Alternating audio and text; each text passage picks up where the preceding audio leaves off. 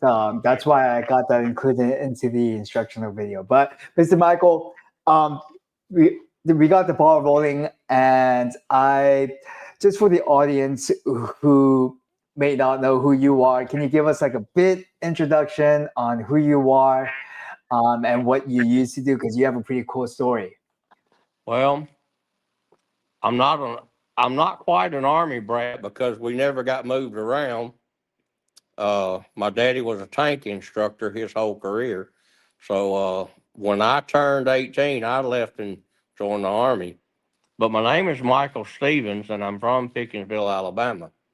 And I am a disabled veteran. I did serve in Operation Desert Storm as a combat medic. I do have a lot of incidences that I would love to describe, but it's not the time and it's not appropriate for the blog because uh, it's too heart wrenching on me because I've had a lot of trouble with PTSD this year, Mm. and it came after I got a phone call that told me I had all of my uh, missions were declassified now, and he said that you don't need to know my name. You don't know anybody's name from my missions, from those missions. But he said all of it's been shredded, and if anybody came looking for anything, they wouldn't be able. We'd say, "What in the world are you talking about?" Just like we always would, but they wouldn't be able to find nothing, even if they had a warrant. So, but I milked cows prior to going in the army at a dairy farm in Starkville, Mississippi, and I was six, 15, 16, and 17-year-old when I did that. It was hard labored work, but I did it anyway. And I only lived a mile down the road so I could ride my. We had three wheelers back then, Yeah. where we got four wheelers and side by sides now. The four wheelers and the side by sides, they were not thought of back when I was 14, 15, 16, or 15, 16, 17. Because when I turned 18, I think I worked 6 more months, and then I left and joined the army. And my daddy, he so graciously is an army veteran. He said, "When do I take you to meet the bus?" He says, "You'll come back a different man, son." And my mama was mad as all get out. She knew the recruiter, uh, Yeah. local recruiter, and she Yeah. called to our house and she chewed him out. He said, "Man, there's nothing I can do. He's already signed up, already took the oath." And that's the oath that you never have expire, and you signed a undated, un, well, say, how do I say it? When you write that check for not a monetary amount, but you write it for a total of your life amount because you are to defend the Constitution from foreign and domestic people. So it at me at 57, I come home with MS when I was I guess I was about 19 and a half, almost 20, might have been 20. But I was diagnosed with MS not long after that. So I've been dealing with that, and I've got a IgG4, an autoimmune response, uh, and I got Graves' disease, but my eyes don't bug out, and I hope they never do. But after the war, come home, got married, had two beautiful kids. I'm a grandpa now.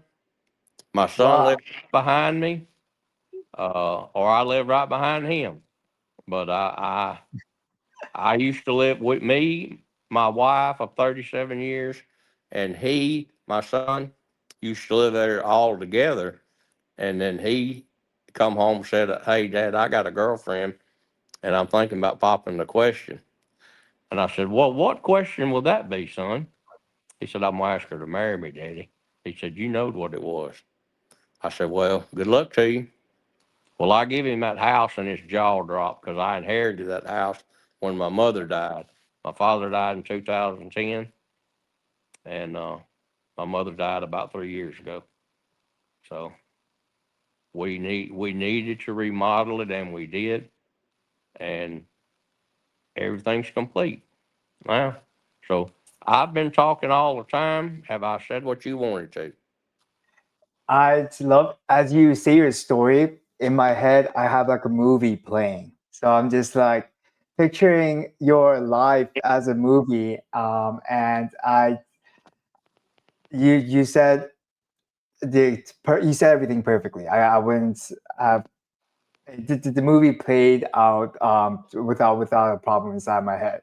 I was curious, what did you end up joining the army just because your father was a vet as well, or was there what pushed you to go and sign the check of your years of lives into the army? Well, what encouraged me, Hmm.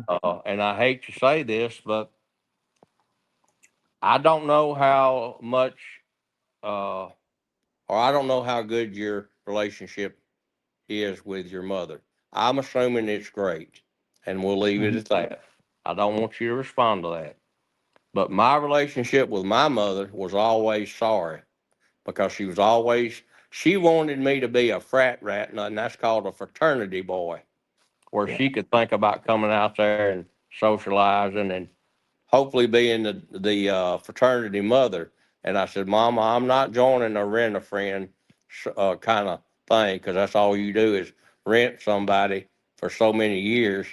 And then when you leave out and go to college, you have one or two that you might pay attention to. And I said, I'm not doing that. I'm going to continue with what I'm doing. And Hmm. so she, my mother was a jealous lady. So when I turned 18, I did like my father. He signed the dotted line and took the same oath that I took, hadn't been changed. And when I got home from Desert Storm, he said, I don't want to hear a single thing from you. Nothing. Because I worked through Vietnam, and they never would send my daddy over there because he was such a good tank instructor. He knew that M60 from the front of the barrel to the back, the tail muffler. And then the M1 came out, and he learned it, and he taught it for 3 years, and he did 23 years and retired. And I did 8 and quit because I wanted to come home and get married, and I did. Hmm. Uh, but inspiring me, I just needed a change uh, from what I was doing, and I really Hmm. didn't care if it made my mom mad. I knew my dad would be okay with it, but me being the baby of the bunch, I've got one older sister. I knew she was going to be mad, and she was, and I really didn't care.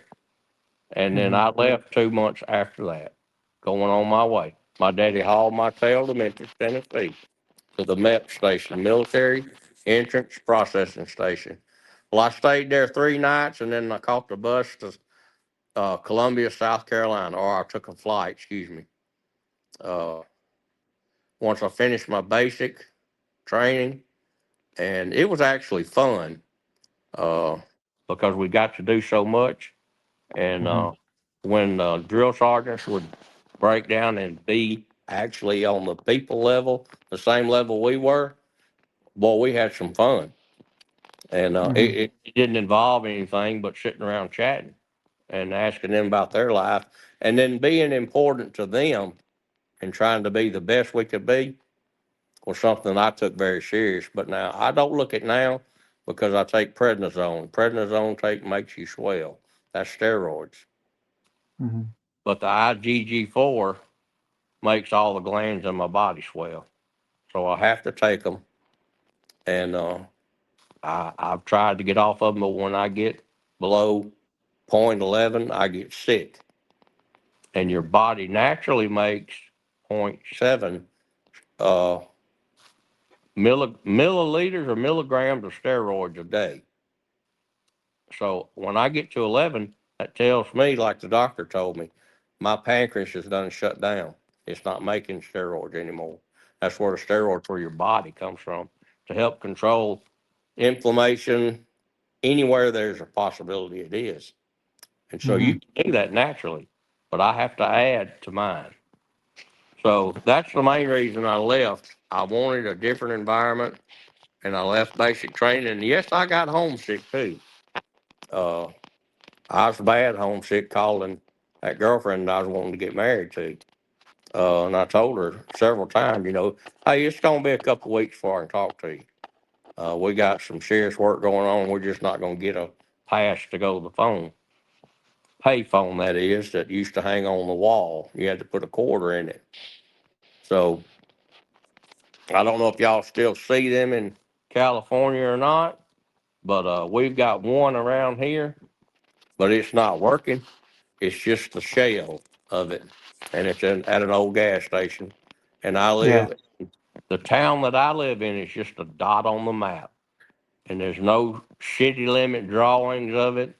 So all Yeah. we have is a Dollar General and two gas stations that are shut down, and a marine for fixing the boats. Because I live on the Tennessee Tombigbee River, and I can see the Mhm. river out here now, uh, flowing. But I'm far enough away that if it ever floods, I live on the highest spot. But as far as me joining the Army, it was a personal thing. I came back with more discipline, more more abilities to organize, even than I've got now, because I can't remember much, being that much older. Uh, and my health in the last 2 solid years has kept me from being as productive as I can be in my taxidermy shop and in my coyote trapping, because I understand that trapping is not allowed in California, and I am perfectly fine by that. But in my opinion, it's going to take several little small children that get killed before they let the trappers come back in and use public land only and private land only. They can't just go anywhere. Mhm. And trapping is not eradicating the coyotes, it's just controlling them from roaming the neighborhoods out there. Just like the mountain lions, too. You heard any mountain lion stories out there? Oh, all the time. There's like mountain lions. Coyotes have been um, becoming problematic as well. You hear stories of like pets, a lot of pets just being snatched up and eaten, and I I don't know if this happened recently, but I think there was a child that got injured like super recently as well, but I'll need to double check on that. So I know the population is getting a little bit out of control. I've been hearing that. Well, the only way to control that population is to manage Mm, it. yeah. That's just like we were trying to do in the Army. The Hmm. only way that I could do anything or get anything accomplished is if we got aggravated, we were being shot at, and boy, did we ever return the fire. And we put a stop to people that were shooting at us, but I have been shot at several times starting IVs, laying on my belly and telling the guy that was getting it, hey, when I put this tourniquet on, it's going to hurt, but you're going to have to bear with me. And I'd use his belt as a tourniquet too. So, and if it had to, I'd use my own belt. But anyway, that's enough about that. Unless you want me to keep on going, you tell me. I've never done a Um, block before. I like the stories. What so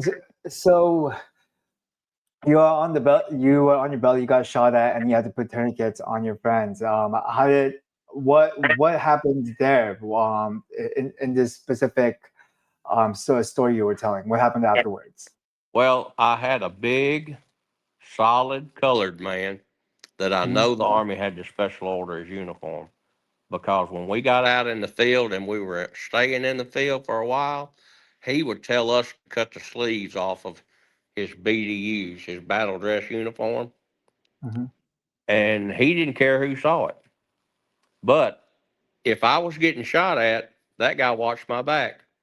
He'd look where the fire was coming from, and he carried an M60, and he'd melt that barrel down just about. It would turn cherry red as much fire as he was pouring on it, because he'd have two or three cans sitting next to him, And when he would break down to load one can or a can, that's when he checked his barrel. And if he got that barrel hot enough where it actually bent if he hit something, then he'd change that barrel out. You'd see him with his heat gloves on. Hmm. And he'd tell me, just hang on, I'm coming back. And he would open that thing back up along with everybody else, and he would direct fire where it needed to be directed to keep me safe because he knew if he went down, he needed me. So, but I didn't take none of that for granted. I just did my job because when you're working on a triple amputee that stepped on a or the car or their truck run over an IED, some things can get pretty hairy Hmm. because there's an ambush coming. Just about every time an IED gets blown up, there is small arm fire coming that way. So you had to be prepared. And luckily, my vehicle never hit an IED, but it is very sad to see a vehicle hit that stuff. And then you try to get up there without getting your tail shot off. So Yeah. we kept a lot of space between us, about 4 seconds. If a vehicle in front of us passed an object, you could count 4 seconds and we would pass it. That's about, say, 75, 80 yards. And that gives you enough time to stop, get out, prepare, start returning a lot of fire as possible, and me get to whoever's still there, alive, and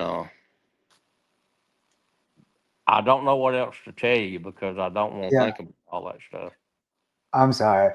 Uh, It's okay. I don't mind saying some things, but you're not telling or you're not asking me to give specifics. I'm offering them, and it helps me doing what I'm doing. mhm. About What a question that popped up in my mind is if you had the opportunity to go back to your 18-year-old self, would you take the same path, or do you think you'll be taking a different path? well, the only thing I would change if I had a do over would be my Hmm. college degree. Whatever I majored in, I would change it. But now I'm not good in math. I am not good in literature or accounting, and I ain't good at a whole lot, but I can get you by. Uh, I'm good at taxidermy, and I'm really good at trapping coyotes because that's what I was doing before. I remember I've told you I fell and broke my back here in the house Hmm. because I passed out on my own. Well, I had Hmm. a heart doctor's appointment yesterday, and he said, I don't know why all these other doctors send me patients. I'm thankful for the service. And he was a West Point graduate himself. He graduated from West Point Military College up in New York. So he was pretty sharp. But he got medically discharged in his before he ever made first lieutenant. And first lieutenant wore a silver bar, and a second lieutenant wore a butter bar. The color of they called them a butter bar because they looked like the color of a butter of Hmm. some butter. But he said, I don't know why that. He said, there's nothing wrong with your heart. I did a heart cath on you 5 years ago. Your heart's wide open and smooth as a baby's tail. And he said, really? You wasted my time today, but it's really good to see you and talk to you and walk through the process of doing what we need to do. But I did request that he sonogram both of these arteries because now as you get older, you could build up plaque in those arteries yourself. So uh, just remember that. And how old are you, Mr. James? I'm 29. Okay, well, I remember 29. Yeah. I'm already married and had one kid. Yeah, I think that would have been like a few years right after you got back, and then to get married. Because if it was 8 years service, yeah, it would have been when you got your first kid. How old is your kid now?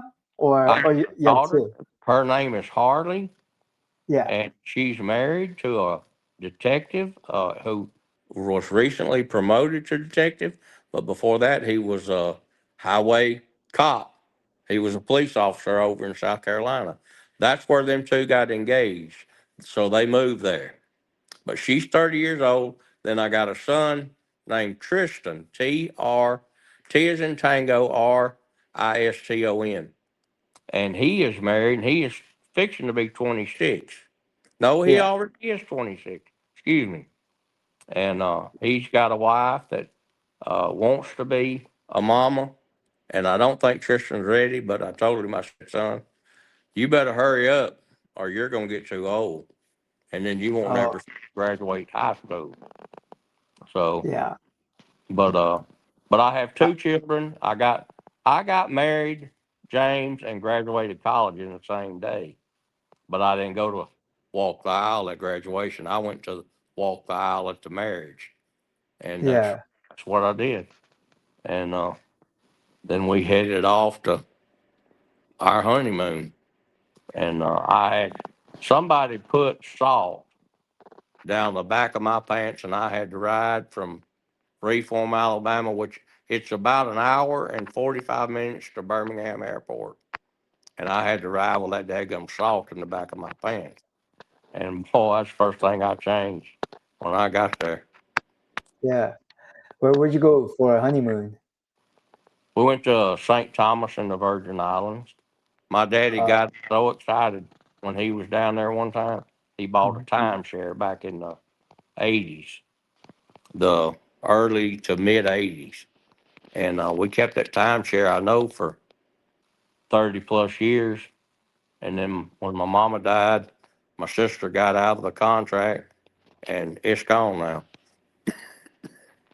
So, Right. W- but I would change that one fact. I would change my degree because excuse me, I spent 28 years in the chicken business in mhm. management. And I had as many as, at my highest rate of managing people, I had 81 people. Wow. And that will drive you nuts specifically with some of them. 41 of them was truck drivers, and they all were mad at the company. So uh, either way you go. Yeah. But I would change that degree is the only thing I would change. And Hmm. I'd live my life just like I did. Because you know what? God knew what I was going to do before I ever done it. Hmm. So, Everything in life happens for a reason. All the ups, all the downs, and wherever you are right now, it's.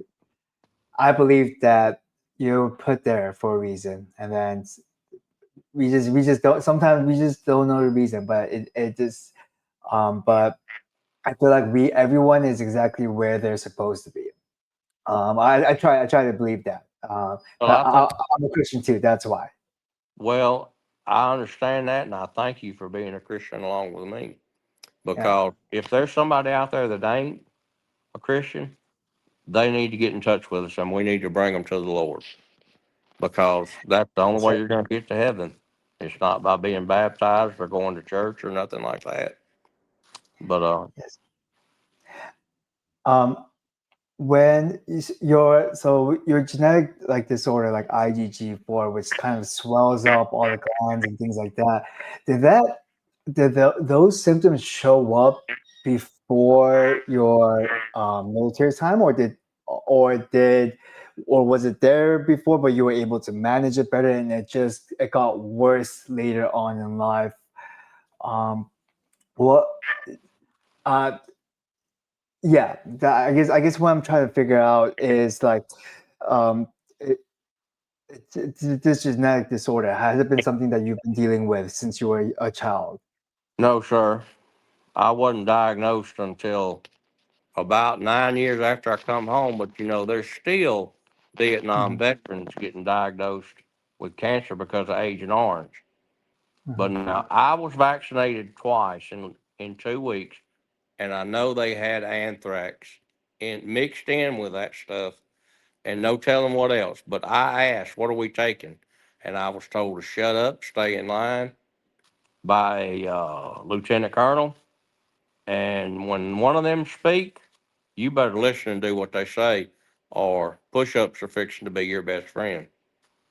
and you get pushed to the end of the line. So I shut up, took my vaccines at first go around, uh, and then I was uh, sent uh, on special missions, and I was told strip every name tag off your body.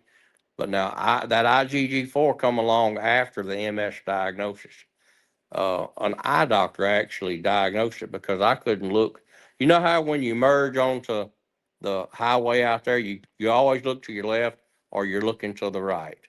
Hmm. I could not turn my eyes all the way around and look to my left. Oh, So, uh, but you can see the products of them steroids right there. Everything I bump, I get a bruise. It makes yeah. your skin really thin. So, but it's not anything that I had prior to. But now I was also told that I couldn't have any help if I got sick because we were around a lot of burn pits, and all the roads run to the north and the south over there so that these people could come outside, lay out a fresh rug, and pray to Mecca. And that's fine by me. But we always worked at night, and the air was always terrible. So I feel certain between those burn pits and being vaccinated for anthrax twice in a short period of time, just 10 years later, my uh, immune system turned on itself and started consuming the fatty later over some of my nerves in my brain. So when I went and had an MRI, I had 6 active lesions. But here's the blessing: I have had an MRI every year since I was diagnosed, and I've had MS for 21 years, IgG4 for maybe maybe 4 years, but I've Hmm. had no more active lesions on my MS since I was diagnosed and placed on some uh, medicine. But uh, I've been blessed, and a lot of times I don't act like it, but I have been.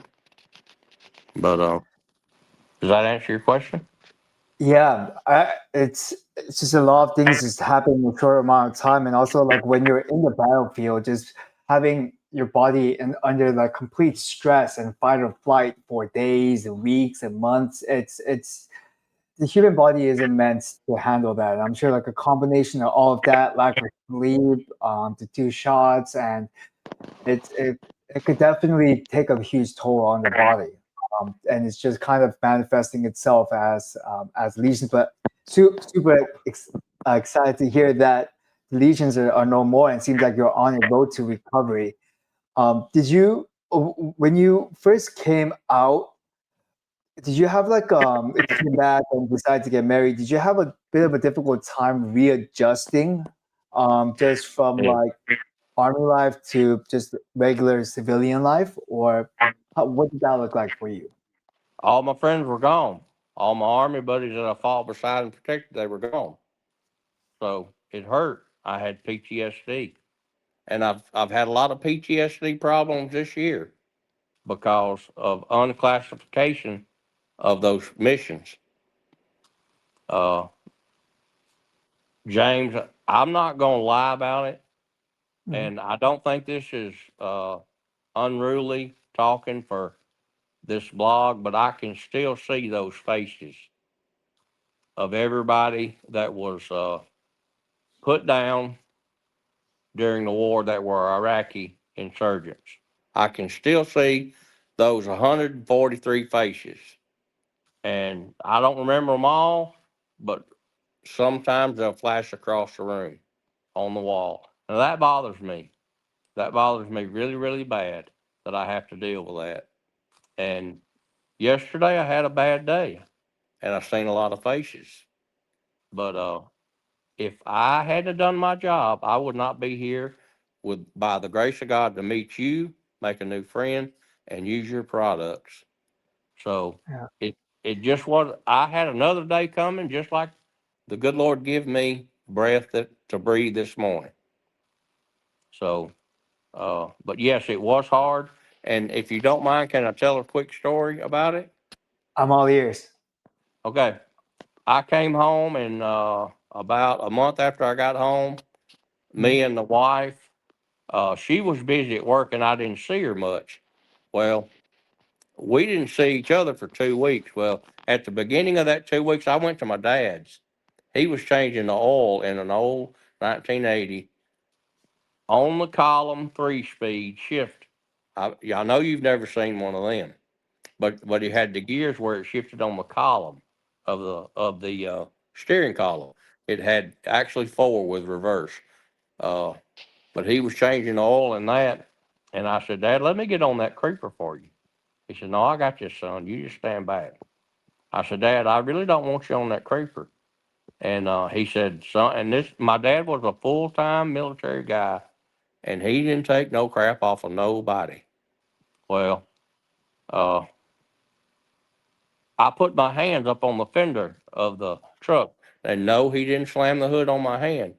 But when I did that, I made the mistake of looking to my left, and when I looked back to my right, he blacked my right eye, knocked me out.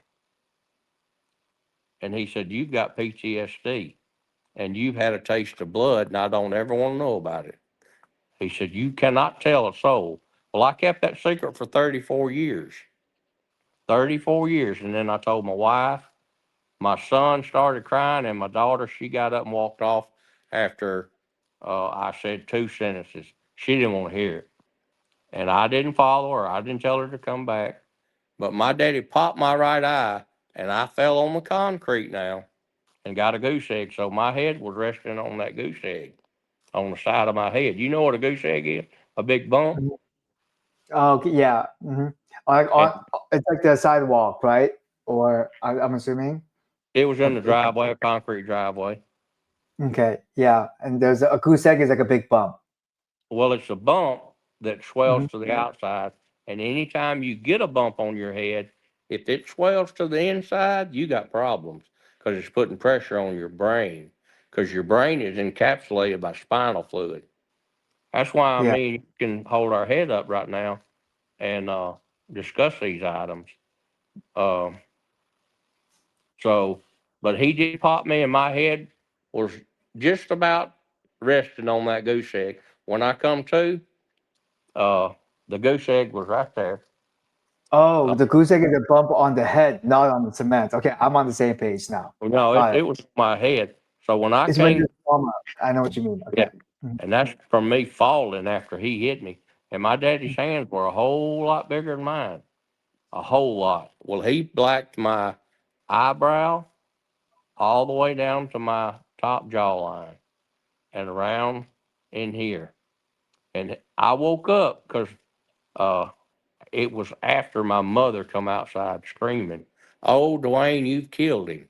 And he said, "No, you shut your mouth.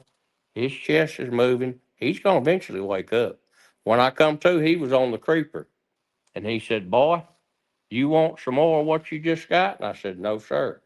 I sure don't." He said, "You need to get up and leave right now and don't come back to my house with that PTSD attitude." Because he said, if you want some more of what I just gave you now, I'm finna black at the left eye, then you'll have a matching pair. And that's what he Mhm. said. Well, I said, No, sir, I'm leaving and I'll see you later. It took about 3 weeks for me talking with some older vets. One of them lives in California, as a matter of fact. And he was a really good friend of my family before he joined the Navy and became a Navy corpsman, which is a medic. A Navy corpsman is a medic because the Marines don't train people to be a medic. They teach them basic first aid, and then they get their medics from the Navy. So all your Navy SEALs have got usually a medic with them that's not even a SEAL, but he's from the Navy. Called a Navy corpsman. Now, not all units take them because those Navy SEALs are highly trained individuals, even in the medical field. But Mhm. uh, the now, what was your main question? Because see, I done got rambled No, about. I think we just you were just telling me a story. I wanted to get a little bit of clarification. It seemed like you were just trying to help your father out. Do you know why he got upset, or and pointed everything towards PTSD, or or was it a small detail that I may have missed? Because it seemed like he was working on his car and you were trying to help him out, but then when you put your hands on the hood, that's when the incident happened. Is that? Yes, sir. That's when the incident happened because I was getting agitated, and my Oh. father seen a lot of soldiers coming back from the Vietnam War that had been Hmm. in Cambodia, where we were not supposed to be, and Laos, because the Ho Chi Minh Trail had been blowed up so bad they couldn't use it. So they started dipping over into Cambodia and Laos, where they knew we were not allowed. And but there were secret missions by Lurks, Navy SEALs, and some Green Berets that went over into, and I'm sure other people went in there too. But they went over into Cambodia and Laos and trying to create some problems for the transfer of supplies to fight a war with, coming down in through them countries where we weren't supposed to be. So that's how they Hmm. figured out, well, we can get our stuff down there, but we're going to go where they're not allowed, because Cambodia and Laos didn't want no part of the war, from what I understand now. And if I'm speaking out of turn or out of truth, I am so sorry. But I do know that my daddy seen them coming home, and looks on their faces. He said, "You've got the look on your face that you've been somewhere, and I better not ever hear you tell me." And my daddy went to his grave not knowing in 2010. And he made a E8, a master sergeant. And my highest rank was a buck sergeant. I made a spec 4. So, Yeah. but he Is. got mad at me Mhm. because I was trying to help him, and he just wanted me to back off, and I didn't, because I had the Yeah. urge to help my father. And that was just his way of showing me, hey, boy, I mean business. You better shut your mouth. So I did, but it took him popping me to do it. Since you had no one to talk about the things that happened during your service, um, in your family's house, did you have to keep everything swelled inside, or did you end up talking to like a therapist, or did you join like a vet support group? What did you do, or did you even have a need to talk to people about the things you saw? I had the need, brother, but my Yeah. pride was too big. And that's the way my father raised me. He said, if you can't deal with this PTSD, don't come back to my house. He said, don't bring it back over here. I don't want to see it, and I'm not going to listen to it. And I didn't comment. I just left. I got in my truck and left. And I was doing exactly what he said after he popped me and knocked me out. Get in my truck and leave. But now I talked to other vets some, but now it was within the last 2 years. It was 2020 when I sought help from the VA. And I am a Mhm. disabled veteran. Uh, I do talk to a uh, a group of veterans now, and it doesn't bother me as bad because, see, they're all prior military, Vietnam, and there is very, very few World War II vets in that class. But they're there. And you know how long ago World War II was, but they still have hearts. Well, it Yeah. was in 1944, 43, 40. See, Germany attacked a lot of countries. Well, when we finally got involved, we concentrated on one thing: killing the Germans, stopping their advancements. Uh, and that was Mhm. people in another country, because we have a lot of Germans in our country now. And I'd like to welcome them to the podcast, but that's just the way that went so many years ago. Uh, Yeah. but it was in 1940, I think 43 and 44 is when we entered that war, and it was over by 1945. So now Germany is a free country, and we still reside, as far as the Army does, and the Marines over there. And but as far as I know, we got an excellent relationship with them now. I and they don't make know. great. I don't know any different, uh, Yeah. but now I So talked to them, and I talked to some Vietnam veterans, and then I'm wondering, all my petty stuff don't mean squat compared to what they had to go through. And I mm, told them that one day, and I got shut down hard by a Vietnam veteran. He said, "No, sir, you fought as a medic. You are considered a veteran. You are considered to be one that served our nation. You still salute the flag?" And I said, "Yes, sir." He said, "Well, you are available to bend against uh, foreign and domestic. So that makes you just like us," is what he was trying to say. it's so after you came out, it seems like there was a few decades until 2020 when you started seeking help. Ever since you started seeking help from like the VA and joining these support groups, have things improved, or do you wish that you seeked help earlier, or how have things changed since you started utilizing the services the VA provides?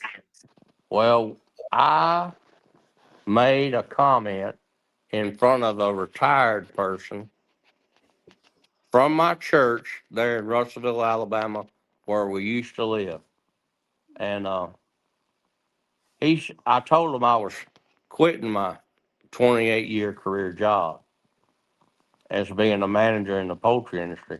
He said, "Hold on just a minute. Uh, why don't you get on their disability?" I said, "Because I'll have to work until they get me approved." And I said, "With my background, I've already had a lawyer tell me I'll have no problems if I have to go on disability, if I have to go." And this was this was back in 2018. And he asked me, "Why don't you get on that disability through the company you're with?" And I said, "Because I got strength in my arms, air in my lungs, and strength in my legs. I can still work, but it's my mind that's making me make some poor choices from the MS." So I didn't quite like the fact that he told me to rob the system because I was not raised that way. I've never been in an unemployment line. And those who have, they're there for a purpose and they are made to protect your income. You don't make as much, but you get something to live off of. And if it'll, as long as you're not knee deep in debt, you can survive on what a normal person like me and you would get for unemployment. But my name's not, it might be in that system, but it's never been activated. I've Mhm. always worked 2 or 3 jobs. And before I broke my back, I had 2 jobs going at once, and it was hard to keep up. And that was taxidermy of just mainly deer mounts on the wall, hang on the wall, and trapping coyotes. So when I would get a call, I did animal damage control work for that farmer who he just says, "Man, I got too many coyotes." Well, he'd ask me to come trap them, and I'd give him the price. He said, "That's perfectly fine. Just come on and get them caught. Get some of them caught." I said, "Well, sir, I'm not going to catch every one of them because I'm only trapping your place right here in the middle of nowhere. And when take some out of here, it creates a void." Well, others filter in and they say, "Well, I'm not getting my tail bit or kicked right now. I'll just take this piece of ground, make this my territory." I said, "That's how it's going to work. You need to call me in about 2 years. It's going to last for about a year, what I'm doing, year and a Mhm. half." But I said, "I need a phone call in about 2 years. if you want it done again, because you're going to think I didn't catch nothing. But I might catch 25 and I might catch 40 or 50, just depending on how big the tract of land is. And I Wow. wouldn't take a job unless this farmer had several. There's some big farmers just east, no, they're west of me, back in Mississippi. Oh, Mr. Michael. uh, a dose of calm. And Yeah, you just took a scoop. I just took a scoop. I sure did, buddy. And Yeah. I Well, have no shame in using this product whatsoever because I know where it comes from, and that's fine. I think you just the story you just told of just your life and everything that happened is one of the craziest stories that I've heard, and it's what was the reason you when you when you found our website, you saw like one of our ads, you clicked into the ads. What was the main reason you wanted to give Calm a try? Like, so I know that there's like PTSD into the mix, but what was like, what were the symptoms you were trying to tackle? You're like that made you think, I want this. Well, what I wanted to tackle was try to slow down these faces that I was seeing, and having the overriding ability to get up and do something rather than sit here and feel sorry for myself. So I bought your product. Now I like this product, and I don't think that rest of this jar would hurt me if I took it. Is that correct? Or is that Correct. I've taken the whole jar at once just to prove a point on how safe it is. The worst thing I got was a small stomach ache that went away once I ate a meal with it, and there was 32 servings in there. that's correct? Well, I Mhm. don't take 32 servings at one time Yeah, because I'm paying you for this product, and I can be a tightwad when it comes to it. But I'm 57 now, fixing. I'm not far from 60, and I'm already retired. I retired at 50 in 2018, and there's lots of more stories that I can tell you about my family, about the army. It's just I'm not gonna offer them until you ask me. You may have to have me back on another blog if you want me back, and then we can go from there. But that's just up to you. I'm all for it. I just started doing follow up podcasts just to see where everyone is on their journeys. And yeah, hopefully in a few months from now, things would have improved. And so when you first took your first, when you started taking Calm, has it helped with the faces, or what did Calm feel like for you? Well, it was a soothing situation, and I got up off of this, or I got out of this easy chair. You know what an easy chair is? It's a recliner. Mm, Every question I've asked you from the old days, you've shook that head. No. Well, I'm the easy learning. chair, I refer to that because my papa did, and he had a recliner that he sat in. And my grandfather Mhm. served in World War II. And here's a story right quick. But yes, Calm did help me tremendously. Now, I'll take another scoop whenever this blog is over. I'll take my second scoop.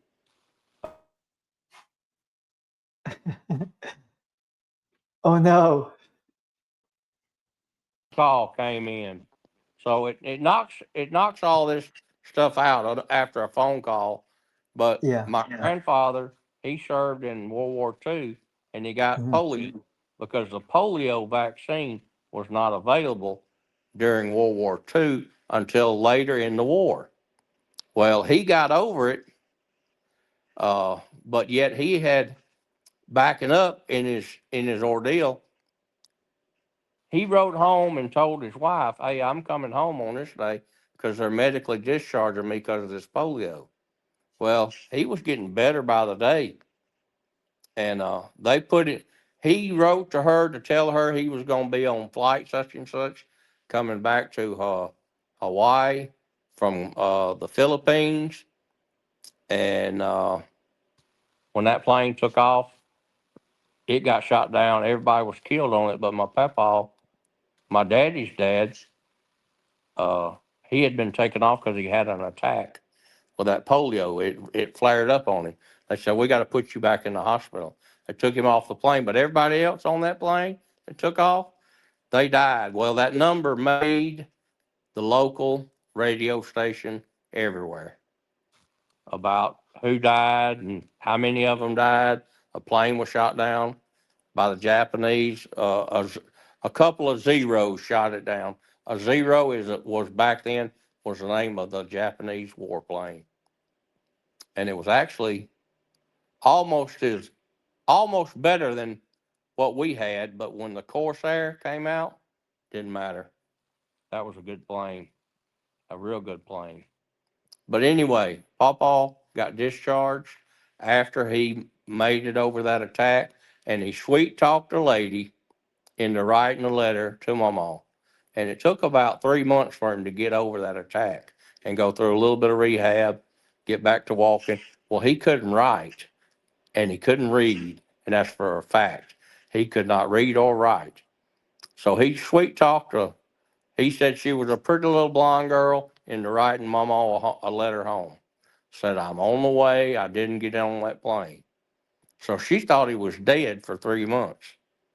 And he hitchhiked home from Memphis, Tennessee, all the way to Smithville, Mississippi.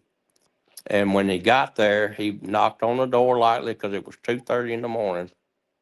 And he knocked on his father's door and his mama's door first, which was on the left. And now you're probably not going to know what a dog trot house is, but it's got a breezeway through the middle of it. You got living Mhm. quarters on one side, living quarters on the other side. And most of the time, the kitchen was on one side, and then every one of the sleeping rooms that had an old pot stove in it with beds and handmade quilts. And they covered the walls with card paper and uh, regular paper from the uh, what was delivered as you would say a daily newspaper, but heck, they couldn't afford that. So he would pick up a bunch of papers from downtown that had prior dates on them than a current date. But they would cover the cracks in the floor with thicker cardboard they could find, and then they would uh, cover the holes on the walls with the regular uh, newspaper, and it would be double or triple layered. But my daddy said that, son, there was holes in the sides of this house. You could sling a cat through it and not ever touch the fur. So Wow, they times are all different. yeah, they always, when his brother got up in age, they always fussed about who was going to get up and stoke the pot stove that morning Mhm. because they didn't want to get out of bed. And when it would snow, there'd be a little bit of snow drift in the house from the ceiling, from cracks in the ceiling. So that's just how he was raised, and that's basically how he raised me. But my daddy left the farm life and came to the city when I was 3 months old. And I've lived in a city environment, but I had a friend, and he's like a brother to me. And he's a farmer. And so I started hanging out with him when I was 12 and he was 11. And he taught me how to drive tractors. He taught me how to feed cows. He just taught me all aspects, and he still does, about farming to a certain extent. But, I don't have any property of that nature to do that. So uh, Mhm. we we get along fine. We've had our ups and downs, but it was an experience that I wouldn't take nothing for it. So Those are the experiences that really shape character and make you who you are. And in the moment, the tough times can feel overwhelming. and feel like why am I going through this? But when you look back, it's those tough times that build you to who you are today. That's how I believe. So I believe that's what I believe.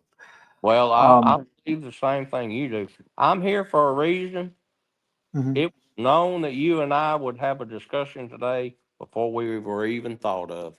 That's the way Jesus works, and he was God's son.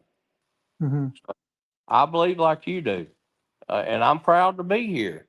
And I hope my sayings don't offend anybody from the west to the east, because I'm Mhm. only 10 hours straight on to the straight east from my daughter. So uh, I'm just having a ball telling about my experiences. Uh, so Yeah, I don't think you would offend anyone. I think, uh, yeah, if you're offended by watching this, just go watch something else. I don't see any reason why anyone will be offended. Um, I want so yes, you've been on Calm for a long time now. How has life changed compared to before Calm and after Calm? before calm, uh, I would say my attitude really sucked because I was still holding in that 34-year, 32-year, 33-year secret of where I had been, because I was told, son, you better not tell a soul. And that was by a very high ranking official. And that's all he had on was his rank. Uh, so, but after calm, I'm not near as jumpy, jittery, and I feel better. Uh, but now I'm also getting into natural solving remedies that will solve the problem, not mask the symptoms, and just do what big pharma wants them to do. Me keep spending, letting my insurance spend that money. There's no telling what some of this meds that I'm on that cost the government in all aspects of reality. But I'm slowly weaning myself. Like, let me give you a good example. I take oil of oregano with black seed powder, or black seed mixture mixed in with it, Mhm. and they're little gel capsules. And I had a little chest infection 2 weeks ago. That chest infection ain't there now. Oil of oregano is one of the most highest antibiotics that nature can produce. And I'm Mhm. not kidding you. Uh, that chest infection is gone. I believe there's power and there's so much healing power in plants, herbs, foods, the foods you eat. There's just so much.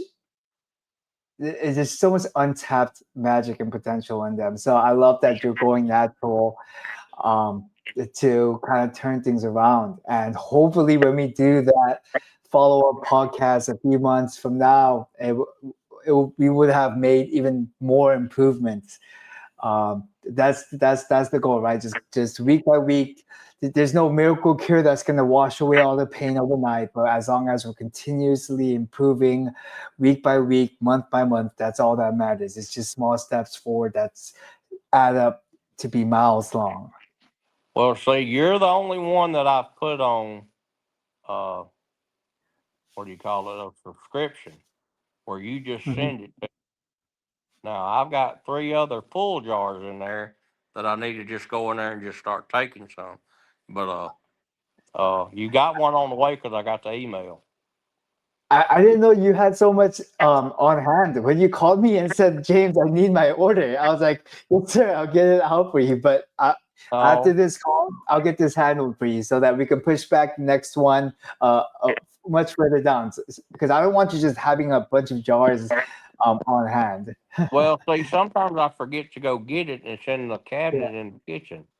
That's yeah. why 3 other full bottles, because I have forgotten it enough now that you're caught up with sending it and I'm behind in taking it. But I can still feel the difference in your Yeah. product with me.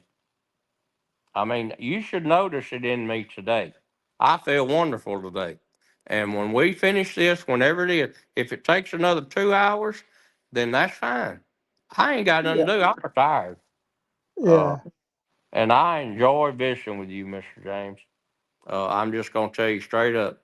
And you're a friend that I would buy the ticket to go see because I'd kill two birds with one stone. I'd come see you, then I'd go see my friend who was that Navy corpsman because he really enjoyed being around my parents when my parents were the band booster club Yeah. presidents. My mama cooked for that boy all the time, and he was Yeah. a colored man. And he was I mean, and his daddy was a judge, local judge, Huh. magistrate judge or something like that. I can't remember. But you went small claims court judge is what it was. Hmm. But either way, he's grown up now, and I talk to him periodically. But I think he's retired from the fire department now. But one day he walked into the store where he and my sister both worked. And my sister being a white girl and a pretty little white girl, and him being a well dressed, well groomed colored man, he come walking in that store and he said, "Hey, Mama said have your tail home. Not 15 minutes. You better be home within 15 minutes after you get off work." Well, there was a long line trying to check out, and he said everybody just turned their head. And they said, "Your sister, her face turned as red as a beet." She thought it was funny once it was all said and done. Yeah. Yeah. About, but my buddy, he was a Navy corpsman. Uh, Yeah. word, you know how rumors mess everything up. Word got back to me he'd made a Navy SEAL. He said, and when I talked to him the very first time, he said, "No, I made a Navy corpsman." I said, "Well, you were a medic like me." He said, "That's right. But I did study some of these special forces ways when I did go on missions with them." Well, see, to me, that is a hero right there. Hmm. And for me, you're the hero because of this product. Uh, and I thank you for it. I just wish I could lose this weight from the oral steroids, but Yeah. I don't know. I've asked several doctors, and they've all told me there's nothing else to take but the prednisone. So I'm stuck with it. And I take 20 milligrams each day. And but now some of this weight is going to be me sitting here feeling sorry for myself. But I've pretty much got over that. But I didn't want to miss this today. I've missed it twice earlier, and I didn't want to miss it today. So I'm proud to be here, James. Oh, medicine is advancing. Of course, although I know that there's like some dark side of pharma, there's a lot of good in pharma too. Medicine is advancing. There's a lot of life-changing medicine that's coming out all the time. Uh, So, fingers crossed. Once they'll find something that will work for you to help with your information. that's correct. Yeah, That's and I correct. think it's a super cool story is how like it's like a fact two family friends end up joining two different branches of the military, but both are in the medic side, just helping save lives of their teammates and their peers. I think you're a hero, Mr. Michael. It's the work you did is it's a lot more fascinating than the work I do. Well, thank you for those kind words, and I'll tell you this. Mhm. I have had soldiers die in my hand, and their last words were, "Please tell my wife I love them." And then they would drift off because God called them home. Well, when I got home from Desert Storm, I went from uh, Nevada back to West Virginia and then to Florida to tell three women what their husbands said. And I drove it my own self. And when I get tired, I just stop and get me a room. And it didn't matter what kind of room it was. Heck, I had slept in the back of trucks. I've slept in the front of Humvees. I've slept in whatever equipment, and I rode all the way across the desert in a dadgum M1 tank. And this boy put a helmet on my head and set me down on a cushion that was about that thin with no backing. It was a metal wall backing. He said, "Don't get up." And he said, "You see them yellow markers in the floorboard?" He said, "That's the recoil. You cannot be inside that recoil area. Obviously when the tank is fired, and that M1, it can be running as fast as it'll go, and they say it'll run about 69 to 70, but that barrel floats because it's locked on target." So I've been in situations where I seen the operation of an M1 up close and personal, with the gunner telling them on the way to the loader saying, "I'm free, it's ready." And he gets out of the yellow when he's saying that. But he's got a headset on, talking to everybody. Tank Mhm. commander, he's calling the shots to fire and calling the shots of what round to load, because they got HE rounds, smoke rounds, and several more that I can't name. And we actually had a plutonium round. If I'm not, it was nuclear. I can tell it to you like that, but it wasn't like Plutonium it was bomb. in the tank. But them T-72s were 1970 models that Saddam Yeah. had. Well, we come up on three one night, and they started firing at us, and their rounds would just bounce off our armor. And we didn't have any armor then that I'm aware of on the tank. I mean, on the tracks. But now it's got thick armor on it on the latest versions. So, but them T-72 rounds will bounce off of us. They took the first two tanks out in no time. The third tank, he was wanting to figure it out, so he would pull up over the berm and fire and quickly back down. Well, we let him get up there and fire, and I was looking through a peephole when all this went on. They did let me stand up then, and they said just don't get in that yellow marking area. And Mhm. so this guy would pull up and he would fire and he would back down really, really quick. Well, they caught him when he couldn't get it in gear in reverse, and he stopped. And you can still see the tip of his tank, because the most vulnerable part of a tank is the bottom. That's where the thinnest Mm. metal. Well, we shot through sand and into the tank, and that whole tank blew up.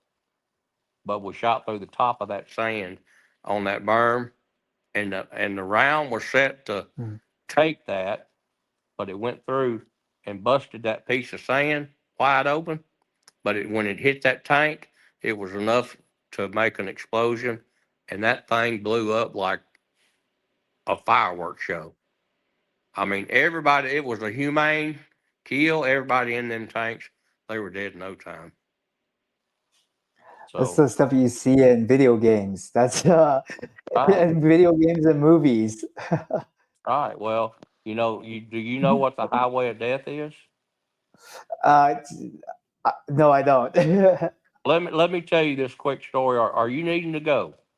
Do we need to No, stop? no, we got like another 40 minutes. Yeah. Okay, okay. Uh, we uh, we actually started across the desert again, and then nightfall came. Well, they shut us down, and they told us they didn't want us to advance. And there were some Bradley fighting vehicles with us. But the question I asked you, remind me what it is. What did I just ask you? Did you know what were Highway highway of Highway of highway? Hell, Highway of Death. Yeah. Well, highway of death.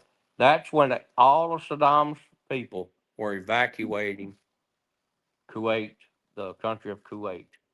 Mm. Uh, and there was only one road that left out, as far as I know, and as far as we were told. One road left out going all the way up to Baghdad, back into Iraq. It crossed over into a piece, I think, of Saudi Arabia, but I'm not real sure.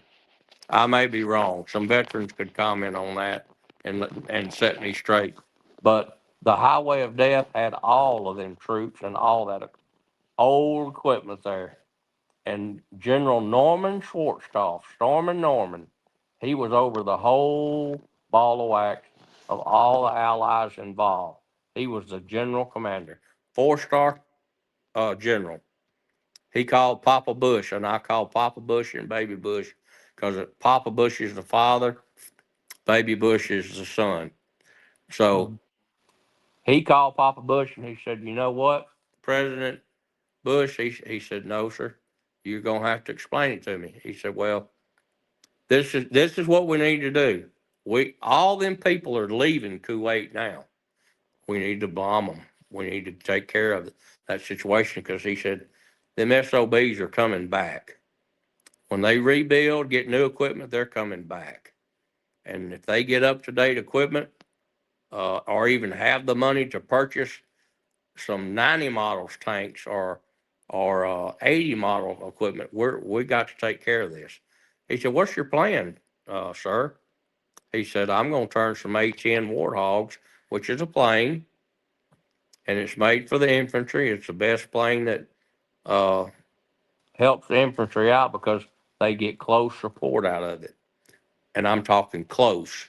And it's got a 20 or 30 millimeter cannon on the front of it that takes up the plane is built around the Gatling gun. And when they shoot highly explosive rounds, when those bullets start hitting stuff just disappears. It's blown to pieces." He said, "I'm going to turn them some A-10s loose."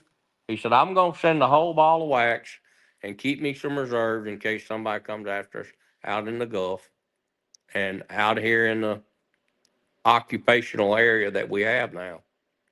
And he bought, and Papa Bush said, "Just keep it quiet. We don't want," and they found out about it as soon as it started happening, the United Nations, because this was after the 100-hour war, because that war only lasted 100 hours. Uh, but he destroyed a lot of equipment and killed a lot of Iraqis that were trying to escape and get out of the way, like United Nations and Papa President Bush told them. But Norman Schwarzkopf, the general commander of everything, he said, "We need to bomb them and bomb them right now." He says, "I got people already waiting on the catapults on the carriers, and we're just going to shuffle one right after another. And the A-10s will be taken off. They're sitting on the airway strip right now, waiting on me to give them the go-ahead." And President Bush said, "We'll take care of the problem." And he did. And my buddy, who I went to high school with, he was 1 year behind me. He got pictures of Iraqis actually holding the steering wheel, but yeah, they were burnt to a crisp. They were solid, burnt to a crisp, just like you burning a piece of chicken on the grill. I mean, they had a charred appearance, but you hate that. But then the Americans got to clean all that up, and they say that was really rough. So, but war is not a fun place to be. It's just what has to be done.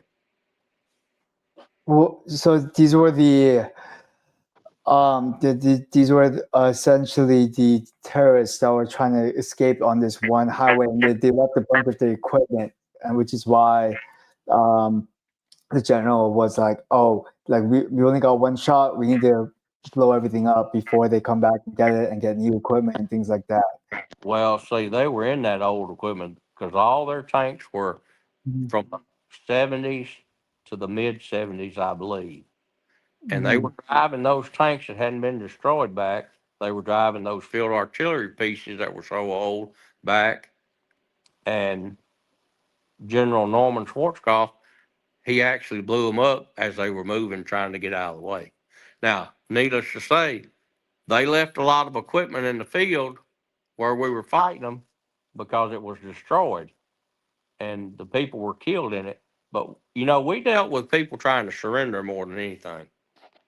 We dealt with people that had come to America to be an American and earn their rights to go back to Iraq and be eye surgeons, doctors, lawyers, and they were all educated here. Well, we come up to a foxhole one time in the tank, turn the barrel, pointed it down, and somebody started waving a white flag. We're fixing to blow that uh, foxhole to pieces. Yeah. And this guy come out and he surrendered and he spoke fluent English like me and you. And he said, I'm a doctor. And he was told if he didn't go fight for Saddam, his family would have their heads cut off in front of him. And he had about 6 children and a wife. Wow. So he said, no, I'll go out there. Well, they didn't leave him hardly any ammunition. The battle would have been over in the snap of a finger. That one, that little bitty thing. So, Yeah. They didn't expect those frontline soldiers just to come back. That's why it's like little ammunition. Just kind of do your best to take the one person in the opposing side down, and I guess, and they have your family as hostage. So that's very cool. Um, well, they had to do it, or the Republican Guard, they would have killed his family. They would have cut their heads off and made him watch the process going on. And he had some children that were as young as 4 years old. Now, can you imagine watching your 4 year old daughter or son have their head cut off because you said no? Well, you didn't have anything to stay with. You might as well get your butt out there in the desert and attempt to do something.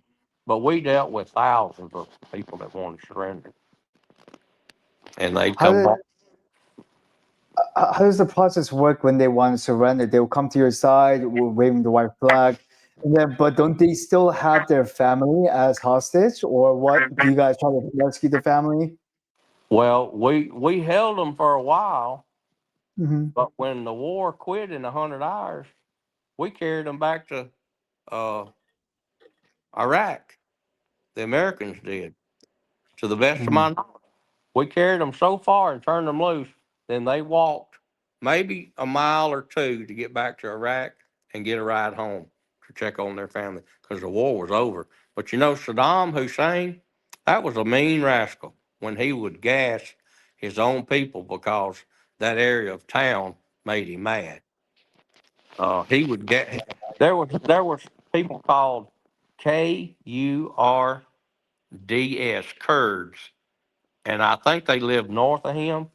Well, he wanted their land, so he sent gas artillery rounds that would explode and let gas come out, like mustard gas did in Yeah. World War I. Uh,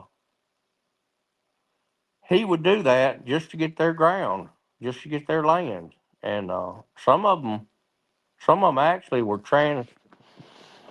they had transferred over from Iraq to the Kurds clan, and everything over that way is a clan anyway.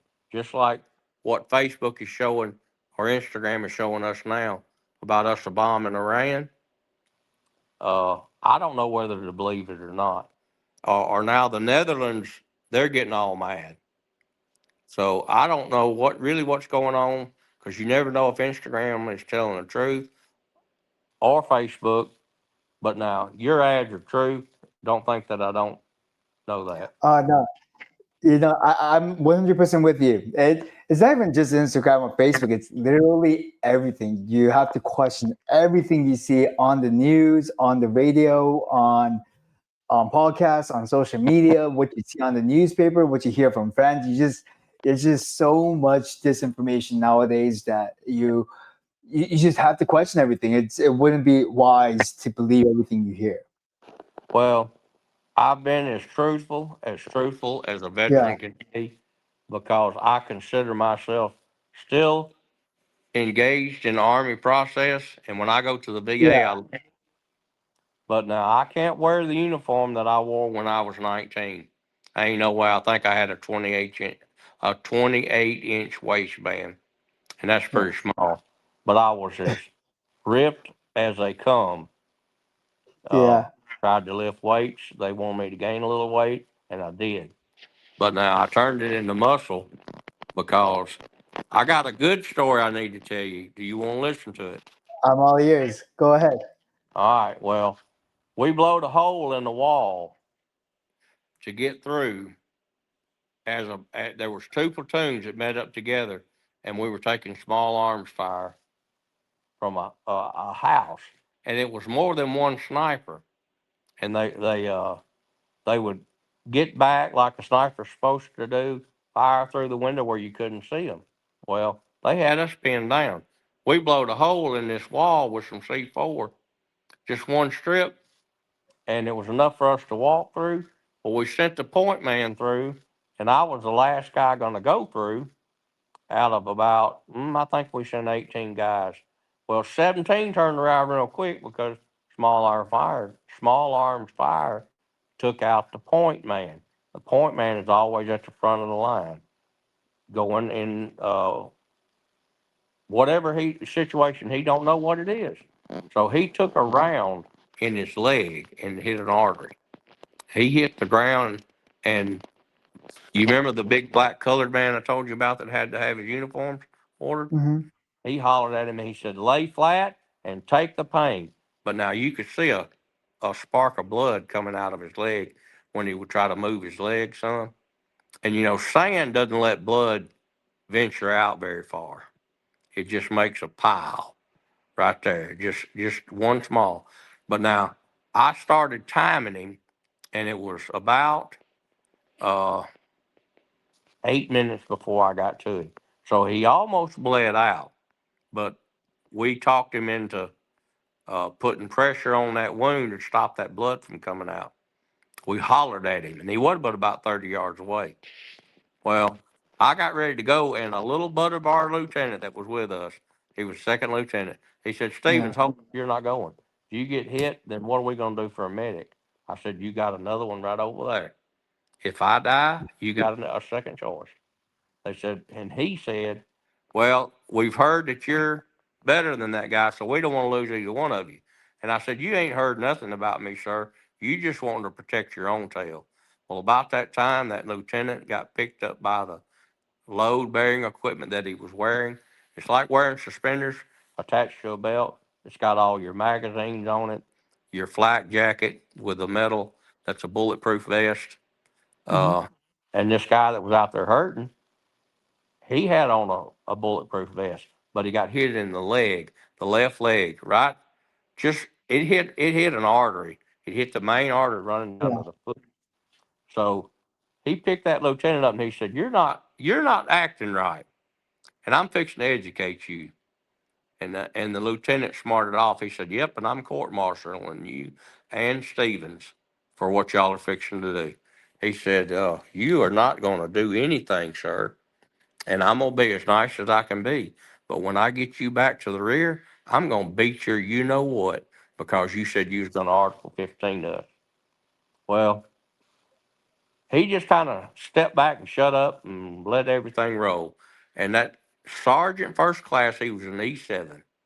He said, "Stevens, you ready? This boy needs you." I said, "Yes, sir." I said, lay down the cover fire. He said, "Don't worry, we will."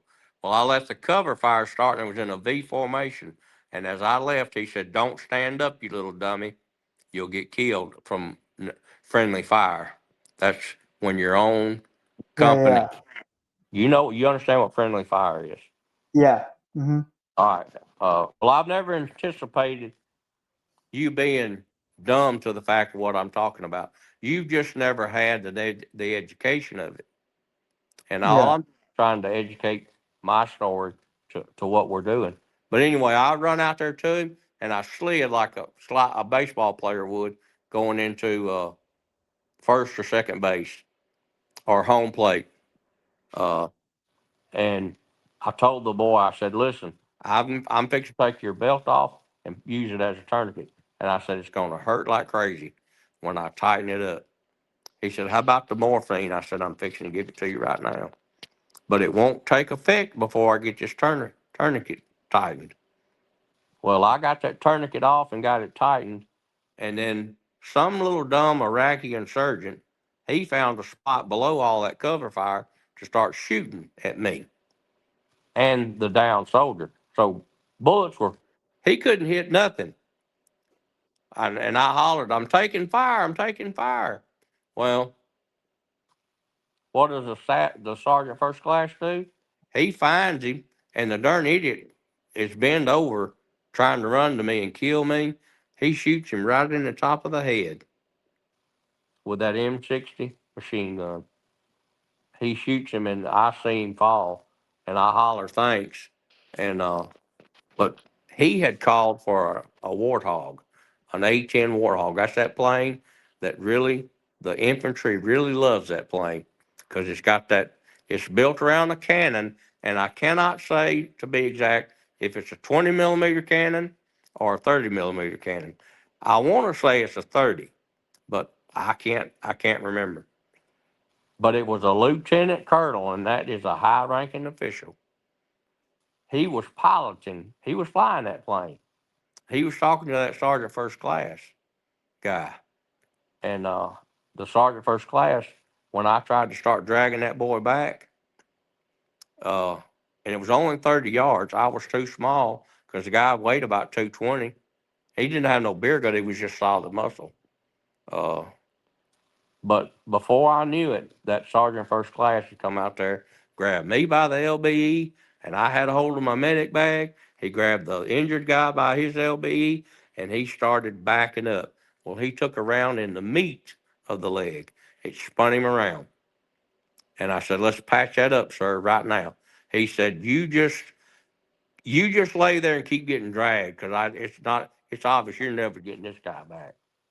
He said, this is a meat shot, and yes, I am bleeding, but we got just a minute to get over to the safe zone behind that wall.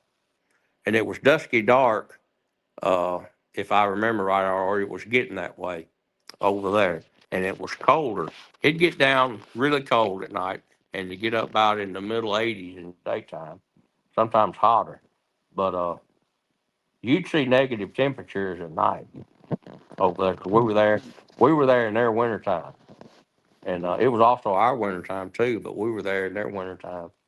But he got us behind the wall and was talking to that lieutenant colonel again while I was patching up his legs, and I popped him with a syringe of morphine in his leg, his good leg, and he hollered, "Ouch!" And I said, "Well, it's morphine." He said, "What'd you do that for?"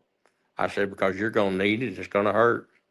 Because I'm fixing to tighten up this pressure dressing, make this bleeding stop, and it's gonna be two of them. Matter of fact, you took one shot and got two holes." Mm-hmm. So I did what I did. And then he said, well, here, take this radio. The lieutenant colonel that's flying the A-10 Warthog is inbound. He's 5 miles out, and he'll be here in no time. I took the radio, and that lieutenant colonel, he was a southern boy. He said, where are you from? I said, uh, right now I'm from Starkville, Mississippi. Is my hometown. And he said, well, I'm from Oxford, Mississippi. That's my hometown. I said, oh, so you're an Ole Miss fan. He said, well, I live there. I might as well be. I said, well, I'm not a Mississippi State fan, so that makes us have something in common. It's football. He said, now let's get to the question. How many injured you got? Because I'm fixing to turn loose a smart bomb, and where do you want it to go? I said, straight in front of us in that house. There's 6 rifles in there, minus one idiot that run out and got killed. And if you want to look for him, fine. But you turn loose one of them smart bombs, tank bombs, and take this house out for us. If you want to shoot it with a cannon, feel free. Just whatever. He said, I think I'll send a bomb. He said, I'm fixing to turn loose right now because I'm coming up on the 2 mile marker, and that bomb will beat me there, and I'll have to bank up and get out of the way from the explosion. I said, yes, sir. He said, what do you want? Is that what you want me to do? I said, let her rip, sir. Well, we heard the bomb coming, and then we heard him. He said, I'm banking, and I'm going to make a big loop. And when this thing blows up, you tell me. Well, it blew up right after he said, you tell me. And it leveled that whole daggum house, took care of them 6 insurgents that were trying to snipe us, and ended up hitting 2 of us. Uh, Both of them survived, specifically the sergeant first class that took the meat shot in the leg. But the boy in the one that got hit in the artery, he had to take 3 pints of blood once they put him on the Black Hawk. And the Black Hawk gave us a lot of trouble about landing. He said, I can't land in the hot zone. I said, sir, this is not a hot zone. We've got it under control. That A-10 Yeah. Warthog asked me the second time, where do I put my next set of rounds? I said, blow up that blue house that's about 300 yards right down there, because I said, they're shooting at us and they're lobbing bullets at us. So if they hit us, we're in trouble. He said, have you inspected everybody's helmet? Make sure they got that IR infrared light on that's blinking. I said, I've already done that, sir. He said, well, come see me when you get back to the rear. I want to shake your hand. And I said, well, sir, that'll be fine, but I don't feel like I deserve that. I'm just thankful you're up in the air taking care of our needs. And about that time, he opened up on that house. And before he did, he said, make sure everybody stays down at the 90-degree turn of that wall so they don't get hit. And he said, I can see all them blinking lights on radar. So make sure everybody's head is looking into that thing. Well, I couldn't do that quick, but most everybody did. Uh, there was one idiot that wanted to see the show, and I made him get down because the wall was high enough that it was going to be difficult to try to climb over, but yet Mhm. the wall was short enough we could see over the top of it. But if we all tried to climb with the gear we had on, we was going to have somebody was going to have some help. So we just hung out on the safe side. And we were made to do that anyway by those snipers. But when he blew up that little blue house, he banked to the right again. He said, hey guys, I got to go up high to the gas station and I'll be back Mhm. down. And he said, I passed over the medevac coming this way. Well, when that guy got there with that medevac helicopter, he would not reduce the RPMs on that motor and set it all the way down. And we had to cover that boy with a, a, a poncho, which we didn't even need. We were just lucky somebody had one. Uh, but we covered that boy, and I told him we're going to cover your face when this helicopter makes up his mind to let us pick you up. Well, he got down about 3 inches, never reduced the RPM. He said, I hope y'all got your goggles and a handkerchief wrapped, because he said, I ain't letting out on these RPMs. I said, that's Oh, fine, you stupid idiot. I'll be sure to report you to that lieutenant colonel that helped us, because yeah. everybody that was firing at us is dead. You're safe. He said, well, I can't tear up this multi-million-dollar Black Hawk. I said, I understand that, but you got a brother that's laying here bleeding to Mhm. death or almost bled to death. He needs some blood. And they asked me what his dog tag said, and they said they had it. He said, I'm coming in. And he had an Apache escort with him. And then I said, you got an Apache escort right behind your butt, and you're giving me the fits about landing? I said, that guy can look in any direction, and that little rifle will turn on the front bottom of that Apache helicopter. Wherever that guy is synced with his eye. And I think it's the right eye. Oh, the helicopter is synced with the eye. It synced with his eye, so everywhere that boy That's looked, crazy. Yeah. as a pilot, that gun would rotate on the front of it everywhere he Oh, looked like a video game. that's I did not know that. And so when a helicopter is descending, they need to reduce the RPM, or can they still descend without reducing the RPM? He can, but now It can. most of them, when we had a medevac, they would let off a little bit of the RPM. If they were running, say, and I'm estimating 3,000 RPMs, they would estimate running about 26 to 27 when they hit the ground, and then they would let it on down to about 2,000 to keep the sand and the dust down. But this guy never decreased the RPMs. I told that boy, I said, we finna chunk your butt on this Black Hawk, so hang on. And we had him strapped to the gurney. And the gurney is, you know what that is, right? Yeah. It's it's just something we carried people with. Cause I hollered, I got to have a gurney. And the poor soldier that was carrying the darn thing, uh, on infantry side of things, that is a heck of a person, because he's got another piece of gear that he's got to keep up with. But we got him on the gurney, got him strapped down, and we had to actually push him on the gurney to the medics on the gurney that were trained like you got an EMT paramedic. Well, I Mhm. told them that I had given him 2 syringes of morphine and he was begging for a third one. I had an M in his blood wrote on his head. I told him, don't you dare wipe your forehead because it's got what I've done. But I put an M times 2, and that meant he had gotten 2 syringes of morphine. And he didn't need no more because if you take too much of that, it'll kill you. Hmm. So uh, we got him on the helicopter and he got sent back to the rear. And I, I'm almost certain that boy made it. Seemed like I got word about it, but I had another one that got hit in the stomach and it clipped his artery because the bullet never came out. Well, he was Mm. bleeding internally, and I'm pretty sure he passed away. Uh, but either way, I've had a lot go on in my life, Mr. James, but it's been a heck of a party, and I am so glad that I've met you with this calm. See, now it's been about 20 minutes. Well, no, Yeah. it's been about 25 minutes since I took that dose. I'm just as mellow as I can be. Yeah, that's awesome. Well, I'm glad that we're able to at least help, to help even a little bit. Like I know there's no such thing as a miracle cure or anything like that, but if we can at least help heroes like yourself just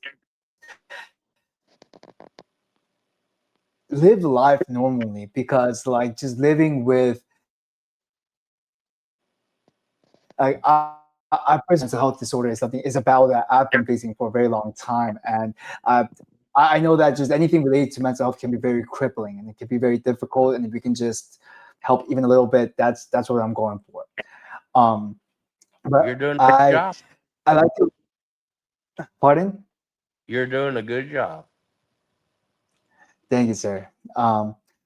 I always like to wrap up these podcasts with like three speed round questions just to throw you some curveballs. Are you ready for it, Mr. Michael? Yes, sir. Throw them curveballs. I'll either get hit or I'll dodge them one. If you get hit, you get to go walk a base. So That's right. it's a win-win situation.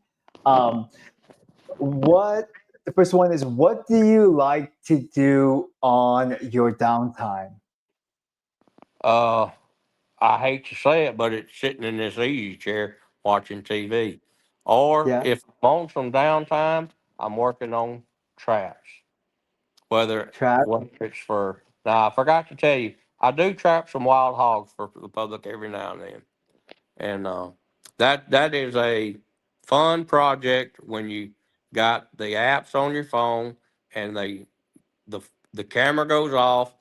The pigs are trying to get in a trap, and then you got some that might be a little trap shy. But when I'm on my downtime, I'm trying to keep my equipment up. And see, I haven't been able to do that because of my back problem right now. When I fell Mm. and broke my back here in the hallway, but the uh, the heart doctor says it's probably just a drop in uh, blood pressure is what it is that it makes me black out. But it doesn't happen very often. But what's your second Mhm. question? Now, what's something that you've always wanted to do, but you haven't gotten a chance to do yet? Something on your bucket list? On my bucket list, I would Yeah, desperately love the opportunity to go on a elk hunt and do it in New Mexico because the higher elevations of Mexico don't get as much snow, but they still get their share. And there's some really big bull elk and really big, like 400 plus. But your common, it doesn't matter to me the 400 inches. That doesn't matter to me. 350 doesn't matter to me. As long as it's a legal bull elk, I would just like the opportunity.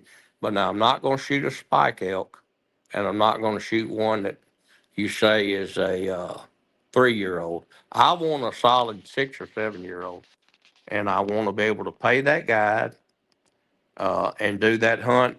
And I do qualify. Some people are going to dislike this, but I will use that disability tag, and I can buy a landowner tag to do it. But Now, I've just not done it yet, and I don't know why. But now, I'm leaving December, uh, early December. I'm going to Maljamar, New Mexico, to take further instructions on trapping coyotes from a man named Wayne Derrick. Mhm. And we are actually, I'm actually flying from Las Vegas, Nevada, back to Roswell, and he's going to pick me up. I'm telling all my business, but that's just something that uh, I take a passion in that trapping. And if I set a trap, it just burns my britches if I don't have something within a week. But now I've waited 3 weeks. I've waited 6 weeks before and still caught a coyote. That's how good their noses are. But that's the Mhm. one thing I want to do that on my bucket list is go kill at least a legal elk or say one I can hang up in the vault of this room right here that won't get too hot on it. The crazy thing is elk hunting is also on my bucket list. I've always wanted to elk hunt. I've never gone hunting ever in my life, but I've for some reason I've always wanted to hunt elk. So that's super cool that we both have something. That's, Both have the same thing. and elk meat is very lean and very, very healthy. Yeah, And you know what? It's all organic. So yeah. there are some, uh, they're called Roosevelt elk, and I think they're called Thule elk. North California may have a few of them, and you may have some around you. But I think if I were you, I'd probably leave the state of California to hunt it. But now, don't go to Colorado, even though they got the largest herd in the United States. I'd go to Montana or Wyoming or New Mexico, and I'd leave Nevada out. I wouldn't go there unless you got a good source and a good guide. And I wouldn't do it yourself hunt. I'd get me a guide Of so course. you shot, Yeah. whether it's with archery. My I did kill a 6x7 in 2005, but the darn thing fell off a cliff and landed to a point that the only way to get it was a helicopter. Well, that job was going to cost $5,000, and I said that elk can lay there, you know. And he said, "Well, get you another one," and I said, "Nope, not shooting another bull, but I will shoot a cow because I got a cow elk tag, a cow bull tag, cow or bull tag is what I had." So, but Mhm. I was not successful. I ate those tags, and they tasted good too. I had a heck of a time.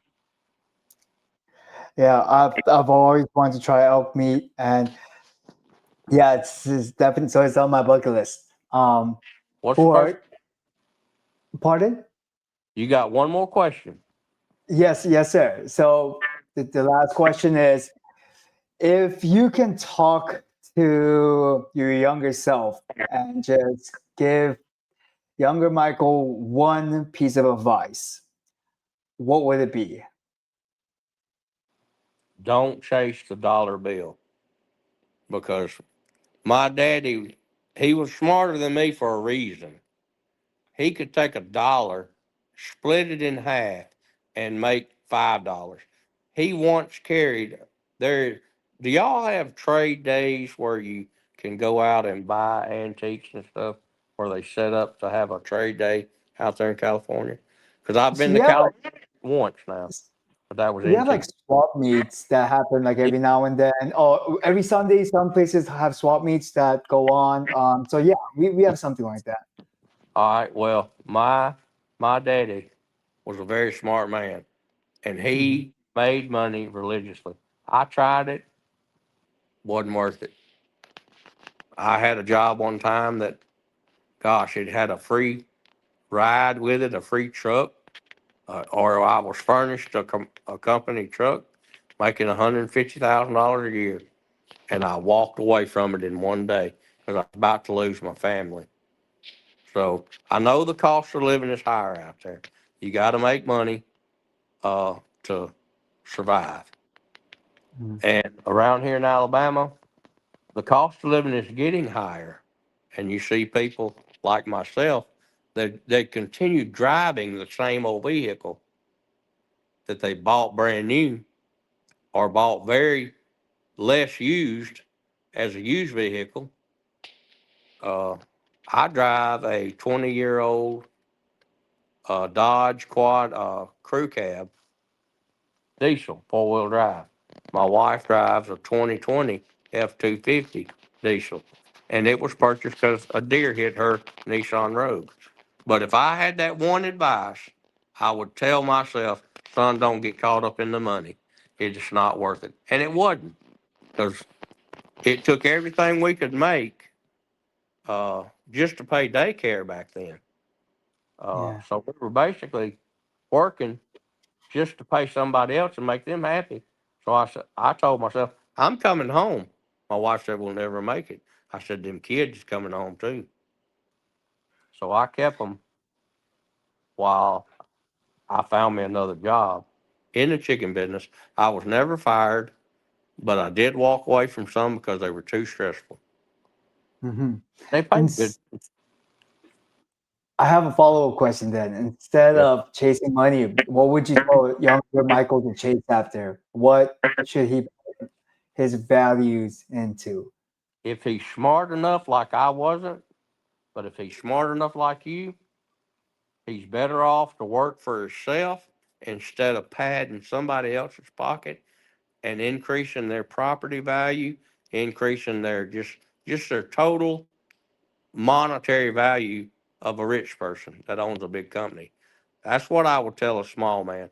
A guy that wants a small business, if he's got enough nerve, depending on what it is, like what you've picked, uh, then that would be my advice to them: is don't chase the dollar and work for yourself. Because see, one reason I didn't mind quitting in one day, because if they fired you, they were going to fire you in that one day. Hmm. I don't care how many bridges I've burnt behind me because I quit the job. Somebody else has to do it that night. It doesn't matter to me. I don't care. I care about my friends, my family, and this country, God, and my family too. So I care. I take care of my friends now. You keep sending that stuff, I'll consume it, and I don't care what you have to do to get it here. Friends, family, country, and God. Those are really great answers. Well, Mr. Michael, it's been a pleasure chatting, and you definitely have some of the most craziest stories with a lot of ups and downs, and the stories you have from when you're in the military in another countries are things I literally see in movies, and it's really cool hearing it from someone who's lived through it, been there, and it's also there's a lot of parts that was very sad to hear. But I'm glad that you through it, and everything that happened in your life got you to where you are today. And it seems like you're slowly getting better. With you said that all the lesions for the MS is completely healed, and KALM is helping you feel a little bit more calm. So when we talk in a few months, I'm excited to see where you're going to be then. Well, can I tell you one story about my grandmother right quick, or do we have time Go even? ahead, go ahead. Yeah. Well, there was a creek that run behind the old hog pen that followed along and went behind the dog pen. My grandfather used to love to run dogs for deer, and Mhm. uh, but my grandmother and them, they were trying to get the hogs up. There was three sows and one old boar, and the sows were about ready to kill, and an old hog kill, and that's something that most people don't know how to do either. But Yeah. anyway, she had her house dress on, and that's just a pullover, button down, or either it's a total button down dress from the front down. Well, she used to make all that stuff herself. Well, they had their rubber boots on. They were standing in water in that hog pen, trying to get them hogs up to a dry point and under a shed because it was a little bit warm. And hogs don't sweat like me and you do. Chickens don't sweat like me and you do. They pant like a dog because a dog, doesn't sweat either. Well, Mhm. she was standing out there with her broom pushing this sow up. Well, there was Do you know what a dwarf rat is? Dwarf rat. DWARF. I'm imagining a big rat. It's a big one. Well, there was holes down in there where they were pulling the crane in of what the hogs defecated out of them that didn't get digested. Well, she had this hog coming, and the rats. There was more than 4 rats swimming around trying to get to the dry land too, and they were all dwarf rats. Well, one of them, my papa looked at my dad and he said, "Hey, watch this." There was one swimming right toward my grandmother's back, my mama's back of her dress, and she had it pulled up a little bit so it wouldn't get wet and nasty, because that old water was nasty that was standing in the flooded area. Well, my daddy touched me, and he said, "Son, you better watch this because this is going to get good." That dwarf rat got a hold of her boot and used it as a pull up, then got a hold of her leg, went straight up her dress. You ain't ever seen an old woman dance as hard as that one did. And my papa was laughing. My daddy was laughing. And I'm just sitting there. I think I was 9 years old when that happened. And I think I'm right. But either way, when that rat got to her butt, it bit her. Well, she reached around and grabbed it and squeezed the guts out of it, killed it. Well, she took the wooden handled part of the broom that she was using for her guide stick, and she went to Papa and laid it on his right shoulder. And she said, "Cecil, you better shut up laughing. You saw that rat coming and you let this happen on purpose. And now the darn thing's bit me in the butt." Well, he was laughing. She said, "I'm fixing to slap you in the side of your face with a spoon if you don't quit laughing." Well, he put his hand over his mouth and he quit laughing.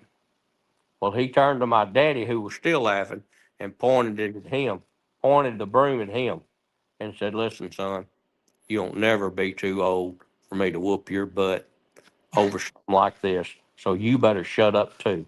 Well, now she used a few choice words that I'm not going to say on this blog, and that's the only Understandable. time that I've ever heard her.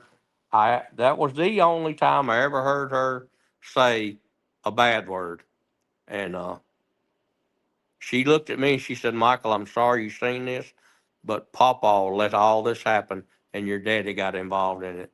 Now, I don't think you knew what was going on, but that rat bit me on my tailbone." And that's the end of that story. But that one is one that sticks with me. I tell that story more than any of the other because she would have warped the side of my papa's head. She would have Yeah, broke that broom handle on him, and she didn't weigh but about 150 pounds, and he weighed probably 240. He was a big man, had big old yeah, hands, and when they swatted you, you knew it. So I didn't get too many swats from him until I figured it out. Don't mess with Pawpaw. But hey, I'm glad Ye- I got to see you, James. I know what you look like now. yes, sir. We finally put a face to the name. And Mr. Michael, if you need anything from me, you have my cell phone, and I really appreciate you taking the time to share your story. It was there was a lot of beautiful moments, a lot of ups and downs, and it was just a crazy roller coaster of emotions. And I truly appreciate you. Well, you're more than welcome, Mr. James.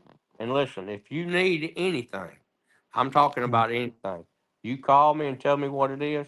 I'll ship it to you. And if it's anything larger, I'll drive it to you. I don't mind helping people, especially a brother. Yes, sir. I'll keep that in mind. I truly appreciate it. Well, thank you everyone for watching. And Mr. Michael, once again, thank you and have a great rest of your day.